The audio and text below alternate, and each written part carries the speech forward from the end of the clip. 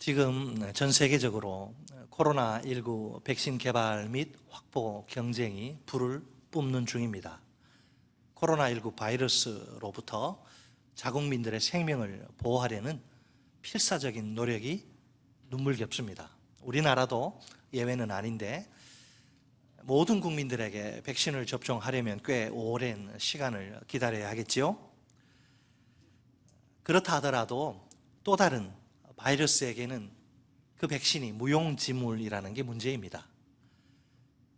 인류가 모든 바이러스로부터 해방될 그런 꿈 같은 날이 속히 오면 좋겠습니다. 오늘 본문은 우리에게 또 하나의 공포의 바이러스를 소개합니다. 그 파괴력은 오히려 코로나19보다 더 강합니다. 두 바이러스 사이에는 한 가지 공통점이 있습니다. 우리에게 막대한 엄청난 피해를 끼친다는 것입니다. 이제 감이 딱 오지 않습니까?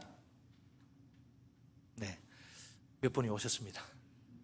오늘 설교의 제목처럼 그것은 교만이란 이름의 바이러스입니다. 물론 차이점도 있어요. 코로나19는 우리의 육체를 파괴하지만 교만은 우리의 영혼을 파괴합니다. 오늘도 교만은 우리 가까이에서 호시탐탐 기회를 엿보고 있습니다.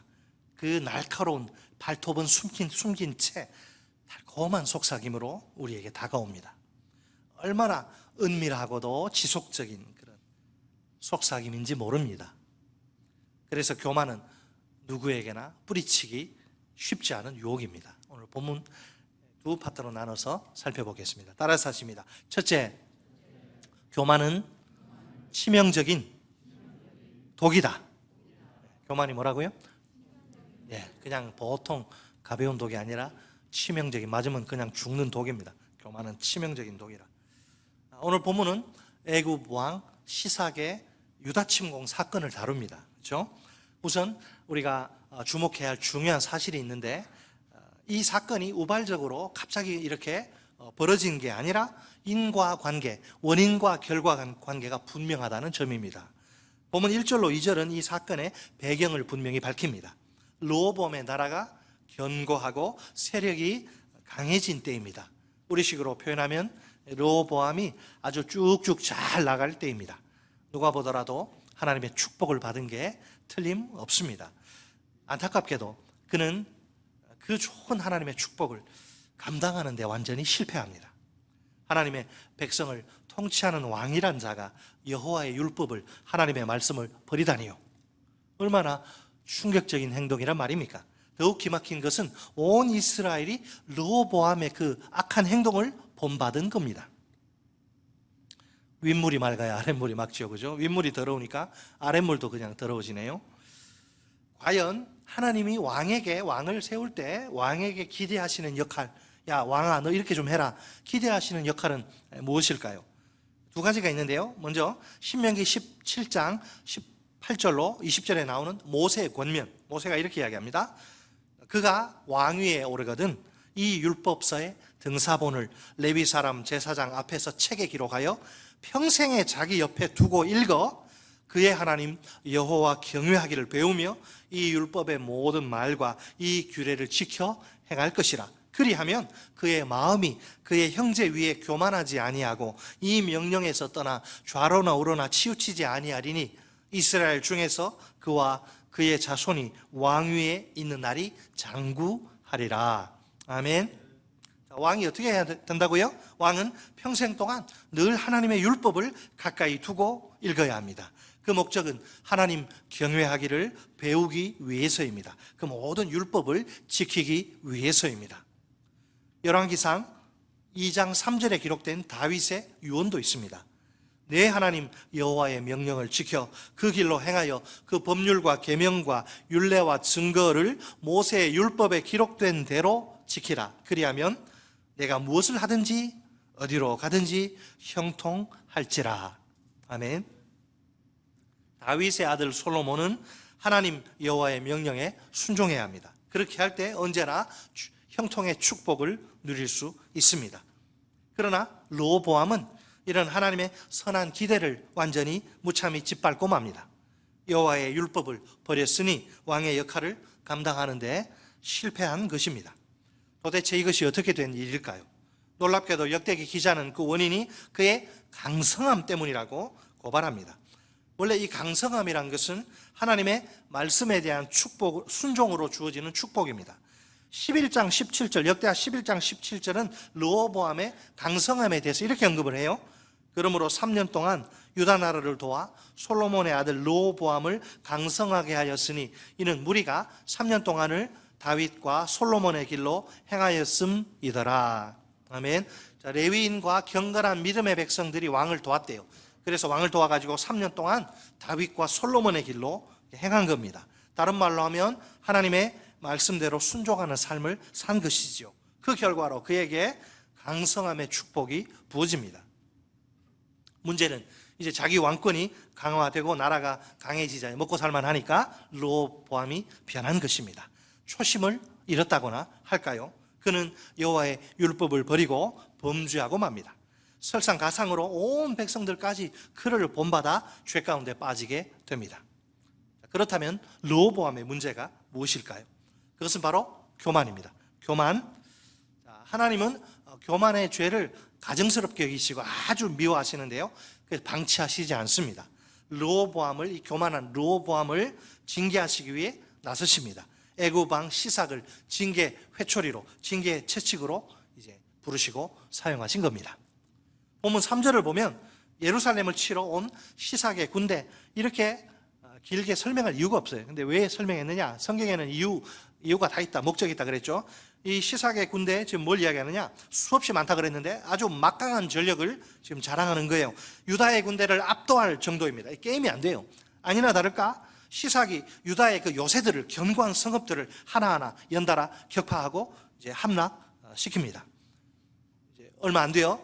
왕국의 수도인 예루살렘까지 진격해 옵니다. 그때 유다 지도자들 뭐 하고 있었느냐? 하나같이 시삭에게 쫓겨서 예루살렘에 모이게 됩니다. 예루살렘에 갇혔다고 보는 게 정확하죠. 예루살렘은 거침없는 시삭의 군대의 공격을 막아낼 수 있을까요? 자칫하다간 예루살렘마저 함락되고 나라가 망할지도 모를 위기입니다. 사실 이 위기, 이 풍전등화의 이 위기 탈출의 열쇠가 있는데 그 열쇠는 오직 하나님께 있습니다. 사람에게 달려있지 않습니다. 왜? 이 위기가 하나님의 손에서 나온 것이기 때문에 그래요. 물론 이 위기의 근본 원인은 여호와의 율법을 버린 르호보암에게 있습니다. 이제 하나님이 다시 행동에 나서십니다. 선지자 스마야의 입을 통해 이 위기의 근본 원인이 무엇인지를 밝히십니다. 또한 르호보암과 방백들에 대한 심판을 예고하십니다. 본문 5절 하반절 우리 같이 읽습니다. 선지자 스마야가 거기서부터 5절 끝까지 시작. 선지자 스마야가 르호보암과 방백들에게 나와 이르되 여호와께서 이같이 말씀하시기를 너희가 나를 버렸으므로 나도 너희를 버려 시삭의 손에 넘겨놓으라 하셨다 한지라. 아멘. 르호보암과 유다 백성의 행위에 대한 하나님의 해석을 보세요. 하나님이 어떻게 받아들이시는가? 르호보암이 여호와의 율법을 버리고 온 백성은 이를 본받지 않습니까? 그들의 이 행위는 적어도 하나님이 보실 때는 하나님을 이제 버린 것이나 다름없습니다. 아니 어떻게 하나님의 백성이 하나님을 버릴 수 있단 말입니까? 참으로 충격적인 일이 아닐 수 없습니다. 하나님으로서는 도저히 견디실 수도 없고 그냥 넘어가실 수도 없는 일입니다. 그래서 하나님도 르호보암과 유다 백성을 버리십니다. 이것이야말로 르호보암과 유다 백성이 하나님을 버렸는데 거기에 대한 반응으로 하나님이 그들을 버리신다. 이것은 더더욱 충격적인 일이 아닙니까? 솔직히 말해 우리가 상상하기도 힘들고 받아들이기도 힘든 일이에요. 그래서는 안 되지만 하나님의 백성은 타락한 이 본성을 천국까지 끝까지 이게 품고 가야 되는데 하나님의 백성은 죄인들이라서 하나님을 버릴 수 있어요. 그럴 수 있다 칩시다. 그렇다 해도 하나님은 죄인인 인간들과는 달라야 하지 않을까요? 어떻게 언약의 주인이신 하나님이 언약의 그 대상 백성을 버리실 수 있단 말입니까? 너희는 더 이상 내 백성 아니야, 이렇게 선언하시는 것과 똑같지 않습니까? 이것이 가능한 일입니까? 당연히 불가능한 일이죠. 그렇다면 하나님의 말씀은 어떻게 된 것입니까? 그만큼 이 르호보암과 유다 백성의 죄악이 하나님 앞에 심각하다는 것입니다. 언약의 근본을 기초부터 송두리째 그냥 뒤흔들 정도니까 말입니다. 사무엘상 8장에도 비슷한 사건이 등장합니다. 이스라엘 백성이 사무엘에게 왕을 세워달라고 요구한 거죠. 하나님의 마음을 잘 아는 사무엘이기에 그들의 요구를 기뻐하지 않습니다. 하나님 앞에 이제 막 기도를 해요. 하나님이 이렇게 응답하십니다. 백성이 내게 한 말을 다 들으라. 그래, 그들이 열국처럼 왕을 세워가지고 그 통치를 받고 싶은 모양인데 그렇게 하라 그래라. 이는 그들이 너를 버림이 아니요 나를 버려 자기들의 왕이 되지 못하게 함이니라. 아멘. 이스라엘 백성들의 요구는 뭐예요? 자기들을 다스릴 왕을, 저 옆 나라 보니까 다 왕이 이렇게 있어서 조직적으로 체계적으로 막 통치를 잘하는 것 같은데 하나님은 하나님 조직적으로 체계적으로 이렇게 움직이는 분 아니잖아요. 불안한 거예요. 그래서 우리도 하나님 눈에 보이지도 않는데 우리도 자기들을 다스릴 왕을 이렇게 좀 세워달라는 거죠. 그러나 하나님의 해석, 하나님 어떻게 그걸 받아들이시냐면 그들이 하나님을 버려서 자기들의 왕이 되지 못하게 하는 것이라 이렇게 말씀하시는 거죠. 분명 하나님 왜 이렇게 받아들이십니까? 분명 이스라엘 백성들의 왕은 있어요. 왕은 오직 하나님 한 분밖에 없어요. 지금까지 하나님이 이스라엘 백성들의 왕으로서 그들을 통치해 오신 거예요. 그러나 그들은 하나님 말고 또 새로운 인간 왕, 하나님 버린다고 말하지 않아요. 하나님도 섬기고 우상도 섬기고 새로운 왕도 섬기고 새로운 인간 왕을 요구합니다. 앞으로는 이제 하나님 그냥 좀 가만히 계시고 인간 왕이 우리를 좀 다스렸으면 좋겠습니다, 이렇게 말한 거죠. 그들의 어처구니 없는 망령된 요구를 바라보시는 하나님의 마음은 어떨까요? 이런 괘씸한 녀석들을 봤나? 내가 왕으로서 이제까지 최선을 다해 너희를 다스리지 않았느냐? 도대체 부족한 게 뭐가 있더란 말이냐? 이제 와서 뭐가 어째? 내가 아닌 다른 왕을 세워달라고? 하나님의 백성이 하나님의 율법, 이 말씀을 버리는 거, 말씀과 상관없이 사는 거, 하나님을 버리는 거예요. 왕이신 하나님의 통치, 하나님은 말씀으로 우리를 통치하시는데 이 말씀을 버리면 왕이신 하나님의 통치를 더 이상 받지 않겠다, 이제가 내가 내 마음대로 살겠다, 그렇게 선언하는 것이기 때문입니다. 여러분, 이것이 얼마나 심각한 행위란 말입니까? 하나님으로서는 절대로 자기가 왕노릇하는 거 포기하시기 전에는 이게 왕으로서 하나님으로서는 절대로 용납하실 수 없는 일입니다. 극도의 실망감과 배신감으로 일그러진 하나님의 얼굴, 치를 떠시는 하나님의 모습이 보이지 않습니까? 나도 너희를 버리노라. 사랑하는 아들 솔로몬을 향한 다윗의 경고를 보세요. 이럴 줄 다 알고 미리 말씀하셨어요. 역대상 28장 9절 말씀입니다. 내 아들 솔로몬아, 너는 내 아버지의 하나님을 알고 온전한 마음과 기쁜 뜻으로 섬길지어다. 여호와께서는 모든 마음을 감찰하사 모든 의도를 아시나니 내가 만일 그를 찾으면 만날 것이요 만일 내가 그를 버리면 그가 너를 영원히 버리시리라. 아멘. 좀 무서운 말씀이지만 뭔 말이에요? 어떤 경우에라도 하나님의 백성은 하나님을 버리지 말아야 한다. 죽기 전에 신신당부하는 거야. 너 그럴 위험이 다분히 있어. 너 절대 그러지 마. 하나님한테 버림받아, 이렇게 이야기한 거예요. 다윗이 솔로몬에게 하나님을 버리는 거, 내가 목에 칼이 들어오고 내가 죽어나가는 한이 있더라도 하나님 버리면 안 돼요. 하나님을 버리는 거 스스로 이거 죽음을 자초하는 이건 자폭입니다. 자폭, 자살행위예요. 하나님의 백성이라고 하면서 하나님을 버리면 하나님도 그 사람을 버리실 것입니다. 하나님이 그분의 백성을 버리시다니요, 상상조차 할 수 없는 끔찍한 일이 아닙니까? 이 일의 근본 원인이 뭐라고요? 교만. 그렇다면 교만이란 얼마나 무서운 죄입니까? 성경에 등장하는 교만에 대한 수많은 경고를 보세요.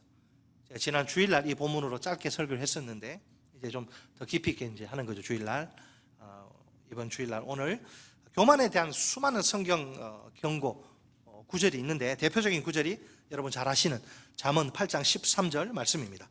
여호와를 경외하는 것은 악을 미워하는 것이라. 나는 교만과 거만과 악한 행실과 폐역한 입을 미워하느니라. 하나님 미워하는 건 네 가지 이야기하면서 제일 첫 번째 교만을 이야기, 제일 미워한. 잠언 16장 18절 말씀도 있습니다. 교만은 패망의 선봉이요 거만한 마음은 넘어집의 앞잡이니라. 신약 성경 중에는 야고보 4장 6절 말씀이 있습니다. 그러나 더욱 큰 은혜를 주시나니 그러므로 일렀으되 하나님이 교만한 자를 물리치시고 겸손한 자에게 은혜를 주신다 하였느니라. 아멘. 한번 따라서 하실까요? 하나님이 교만한 자를 물리치시고 겸손한 자에게 은혜를 주신다 하였느니라. 아멘. 하나님 앞에 우리 금방 떨면 안 돼요. 교만하면 안 됩니다.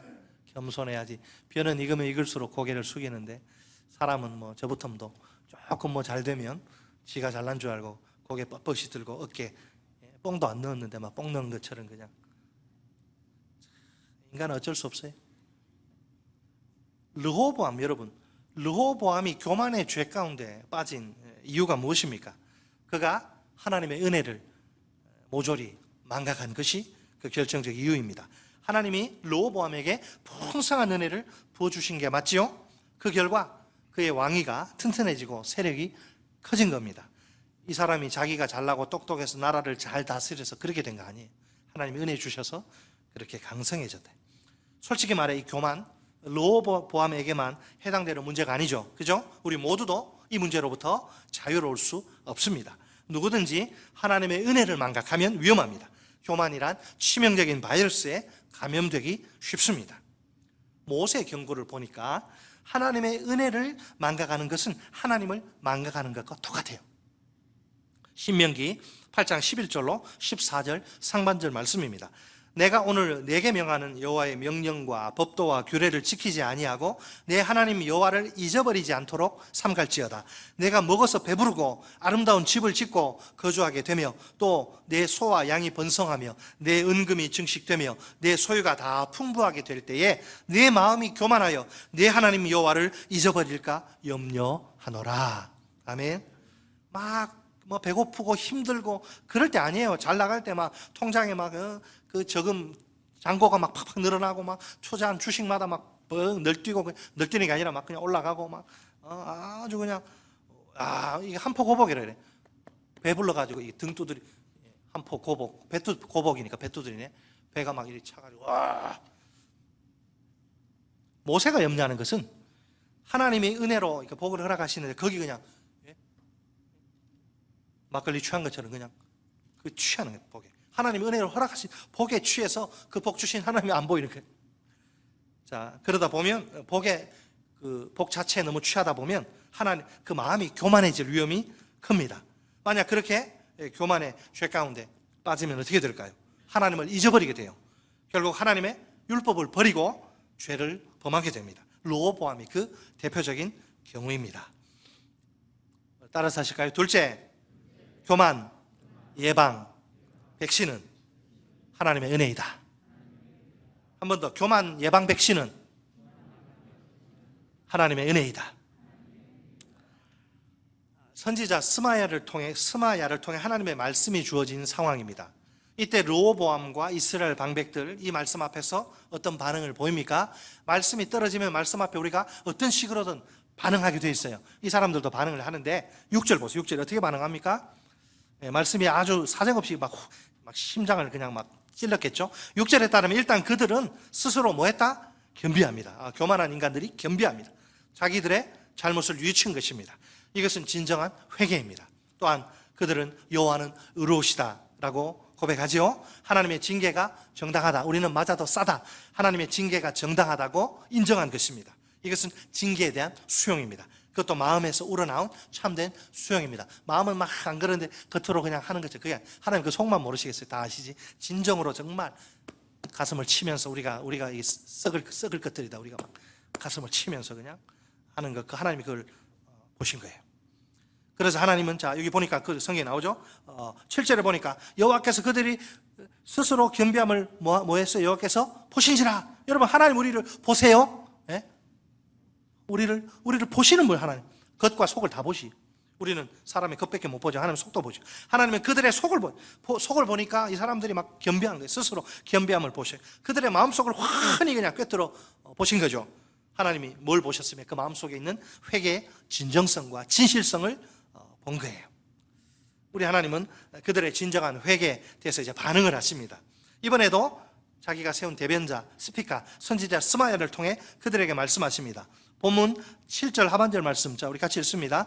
보신지라 뒤에 여호와의 말씀이 시작. 여호와의 말씀이 스마야에게 임하여 이르시되 그들이 스스로 겸비하였으니 내가 멸하지 아니하고 저희를 조금 구원하여 나의 노를 시삭의 손을 통하여 예루살렘에 쏟지 아니하리라. 아멘. 무슨 이야기인가요? 스스로 겸비한 그들 멸하시지 않고 조금 약간 구원하시리라. 긍휼의 약속입니다. 과연 하나님은 이 약속대로 분노를 예루살렘에 100%는 쏟으시지 않습니다. 그렇다 해도 그들의 그 죄에 대한 대가는 지불하게 하십니다. 죄는 여러분 흔적을 남기죠. 본문 8절에 의하면 그 대가는 유다가 시삭의 종이 되게 하시는 겁니다. 의도는 뭐예요? 하나님을 섬기는 것이 이방 나라를 섬기는 것보다 얼마나 좋은지를 깨닫게 하시려는 겁니다. 자, 버림받아도 싸죠. 버림받아도 아무 할 말이, 입이 10개라도 할 말이 없는 이 르호보암과 유다 백성들이 아닙니까? 왜? 그들이 먼저 하나님 싫다고, 율법 필요 없다고, 하나님 율법과 하나님을 버렸기 때문입니다. 스스로 우리는 언약 백성 아니다, 그렇게 자처한 거나 마찬가지. 그럼에도 불구하고 하나님은 그들과는 차원이 다른 분입니다.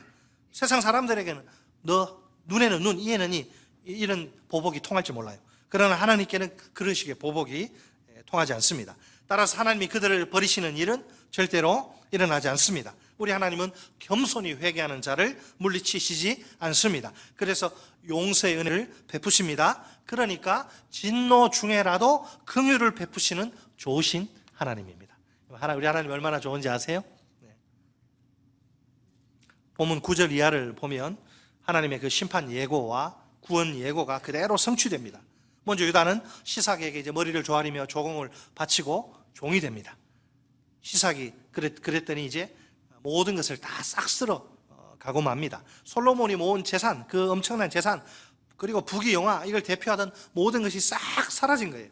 이것은 르호보암과 유다가 율법과 하나님을 버린 대가로 받은 혹독한 심판입니다. 반면에 유다는 조금 구원하실 것이라 그 약속대로 진멸되지는 않습니다.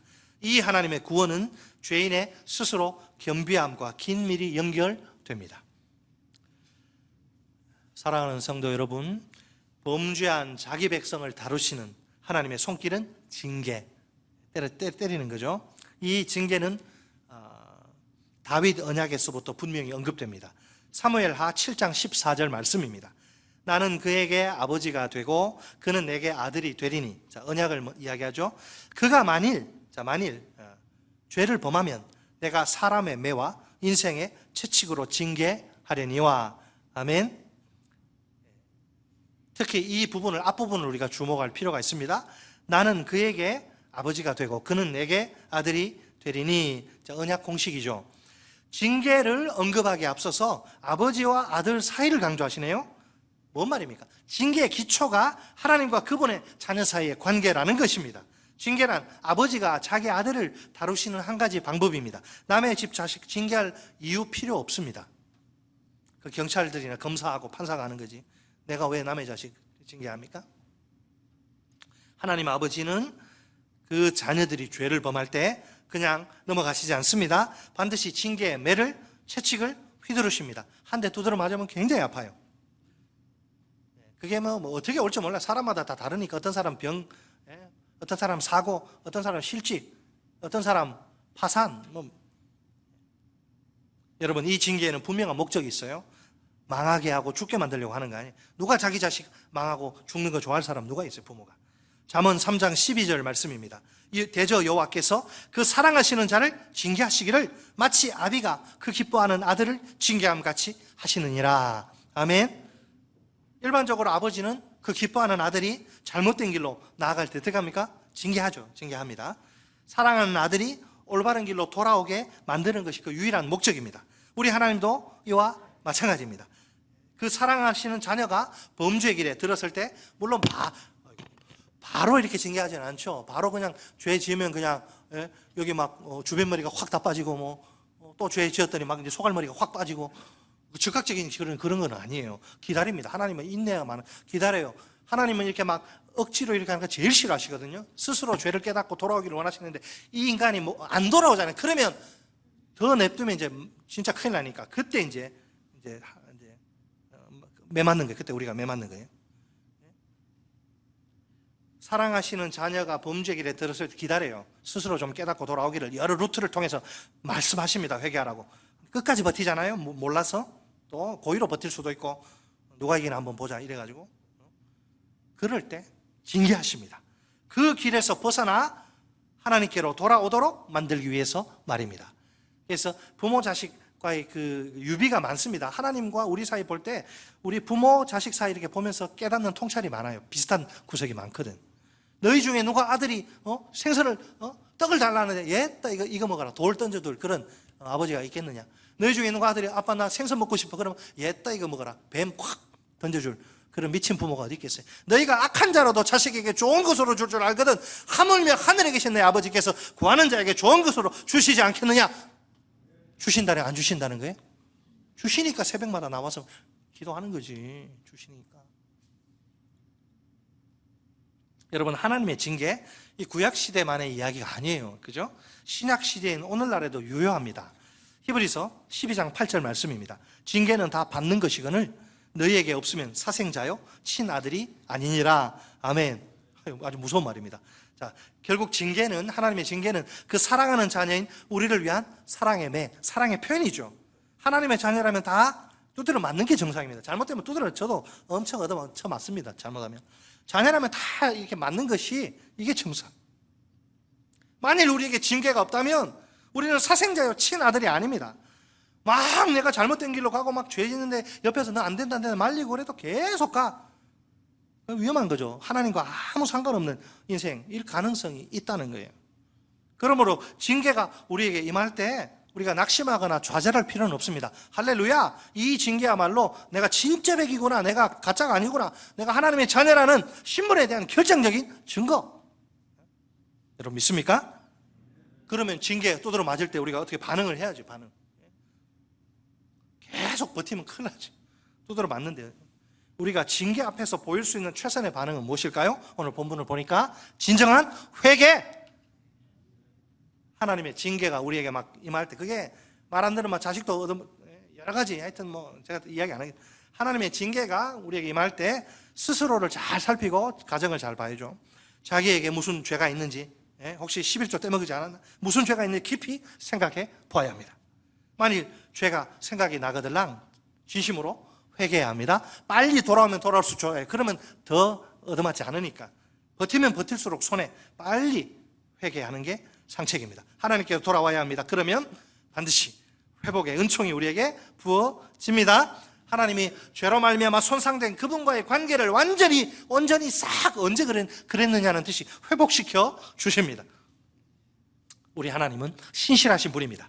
그래서 한 번 약속하신 것은 반드시 성취하시고야 맙니다. 다윗에게 경고하신 대로 그의 후손이 죄를 범하자 인생 막대기로 후려치십니다. 징계하십니다. 그의 자손에게서 자비를 빼앗지 않겠다는 약속대로 르호보암과 유다를 지켜주십니다. 하나님은 오늘 우리에게도 신실하십니다. 하나님의 일하심의 방식은 예나 지금이나 변함이 없어요. 교만의 죄에는 징계의 채찍을 휘두르십니다. 그러나 겸비한 회개에는 구원의 은혜를 베푸십니다.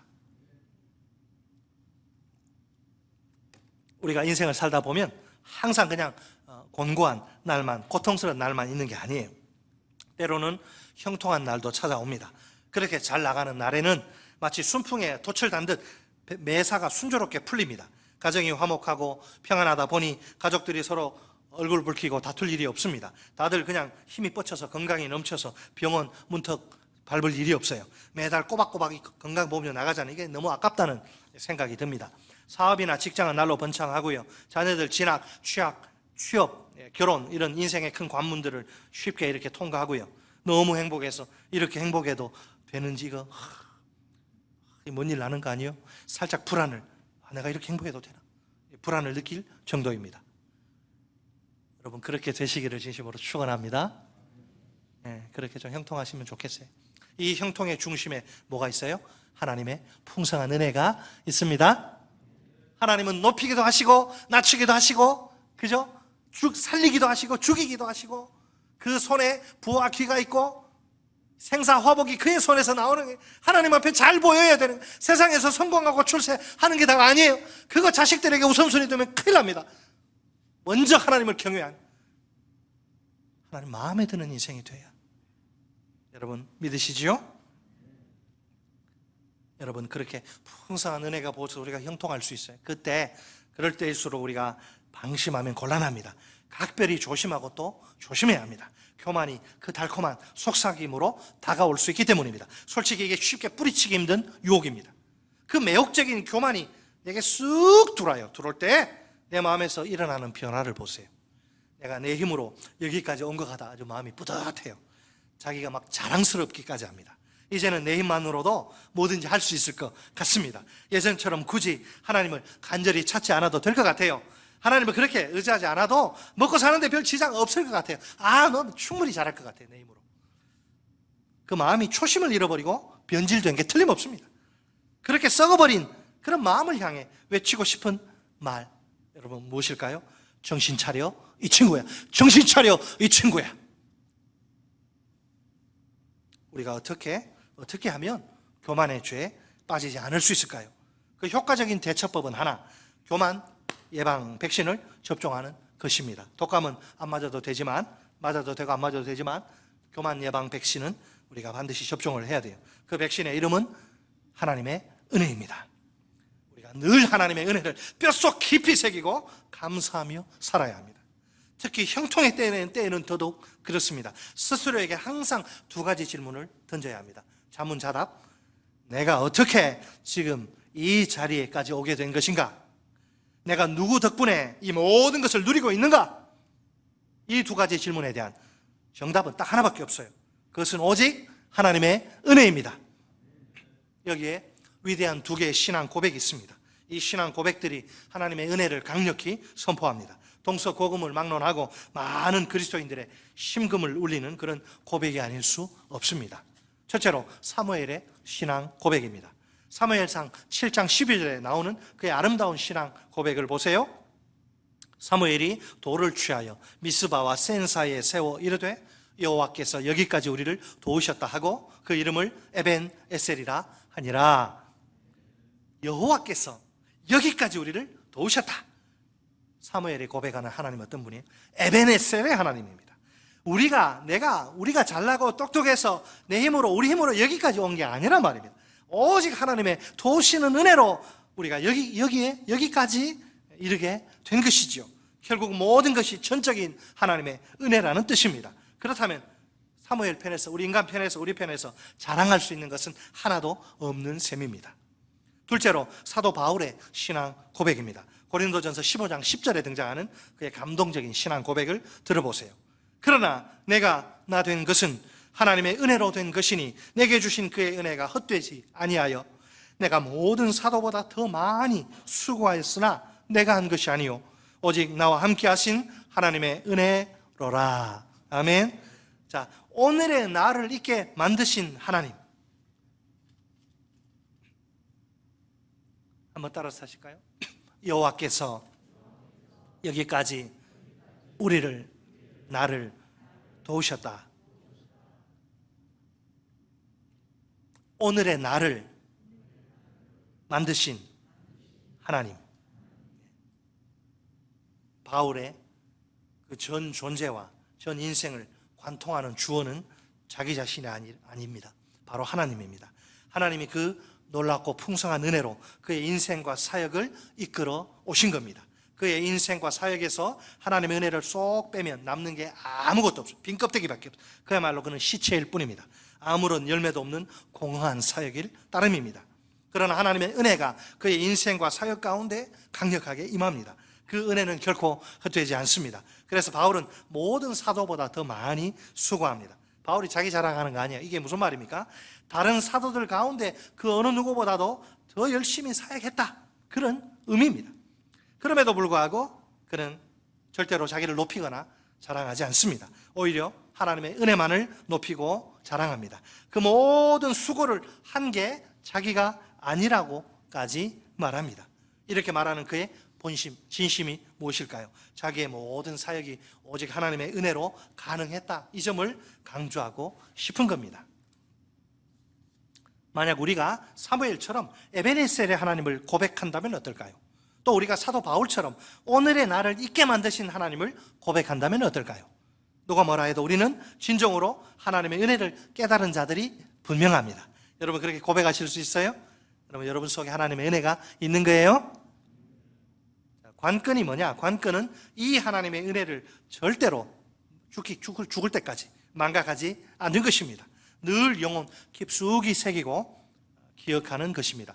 마치 소가 음식물을 한번 씹어서 생기고 끝나는 게 다시 이렇게 올려서 되새김질 하듯이 그렇게 하나님의 은혜는 반추하는 거예요. 오늘 생각하고 또 생각하고 반추하는 거예요.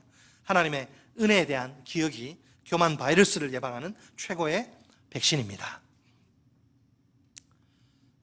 여러분 교만은 우리가 절대로 범해서는 안 되는 죄인데, 교만은 우리 영혼의 치명적인 독입니다. 우리에게 형통의 날이 찾아올 때 각별히 조심해야 합니다. 교만이 그 날카로운 발톱을 감춘 채 달콤한 속삭임으로 다가오기 때문입니다. 그 은밀하고도 지속적인 속삭임에 넘어가지 말아야 합니다. 솔직히 우리가 연약해서 교만의 죄에 빠질 수 있습니다.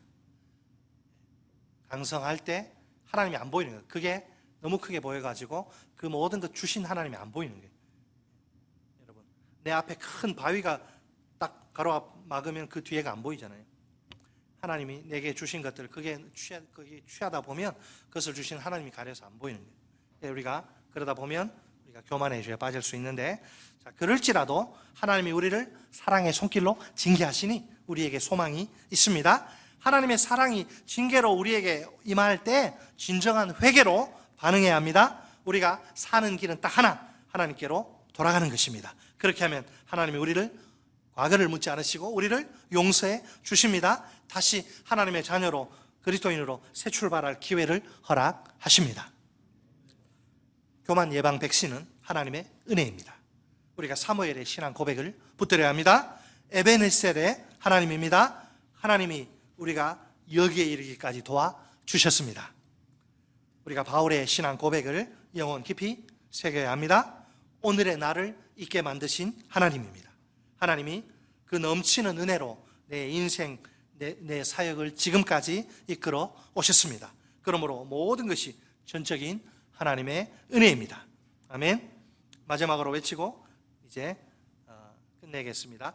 에베네셀의 하나님, 하나님이 우리가 여기에 이르기까지 도와주셨다. 아멘. 한 번 더. 오늘의 나를 만드신 하나님, 하나님이 그 넘치는 은혜로 내 인생과 사역을 지금까지 이끌어 오셨다. 할렐루야.